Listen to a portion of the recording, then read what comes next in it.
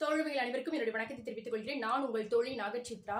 எல்லாருமே பார்த்திருக்கிறதுக்கான வாய்ப்பு உண்டு. கோவையில ஒரு காலேஜ் ஸ்டூடெண்ட் வந்து அவங்களுடைய பைக்ல போய்கிட்டு இருக்காங்க. ரோட்ல ரொம்ப குண்டும் குழியுமா இருந்தனால பைக்கை பேலன்ஸ் பண்ண முடியாம ஆப்போசிட்ல வரக்கூடிய ஒரு பைக் மேல மோத போயிருக்காங்க. அதுக்கப்புறம் அவங்க சிரிச்சுட்டே சாரி கேட்டுட்டு அவங்க அந்த இடத்துல இருந்து மூவ் ஆன் ஆகி போயிட்டாங்க.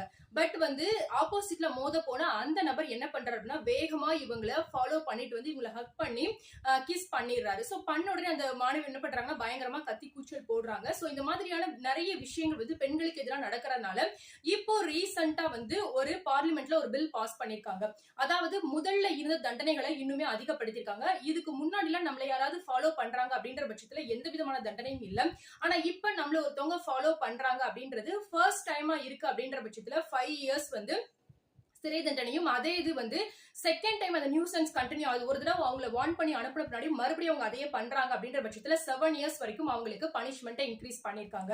அதே போல பாலியல் தொல்லை கொடுக்குறாங்க அப்படின்ற பட்சத்துல இதுக்கு முன்னாடி 3 இயர்ஸா இருந்தது, இப்போ வந்து 5 இயர்ஸா வந்து இன்க்ரீஸ் பண்ணிருக்காங்க. சோ இப்ப ரீசெண்டா வந்து ஒரு கட்சி பிரமுகர் கூட பெண்களிடத்துல வந்து தவறான முறையில நடந்துகிட்டாரு அப்படின்ற மாதிரி ஒரு இஷ்யூ நம்ம பார்த்தோம். சோ அந்த மாதிரி உங்களுக்கு எதிராக எந்த மாதிரி விஷயங்கள் நடந்தாலும் உங்களுக்கான உரிமைகளை நிலைநாட்ட மறக்காதீங்க. உங்களுக்கான பாதுகாப்புகள் ரொம்பவே அதிகப்படுத்தப்பட்டிருக்கு. இதை போல நிறைய வீடியோகளை நீங்க பார்க்கணும் அப்படின்னா சேனலை மறக்காம சப்ஸ்கிரைப் பண்ணுங்க. இந்த பிடிச்சிருந்தது அப்படின்னா லைக் பண்ணுங்க. உங்க ஃப்ரெண்ட்ஸ் அண்ட் ஃபேமிலிஸ்க்கும் ஷேர் பண்ணுங்க.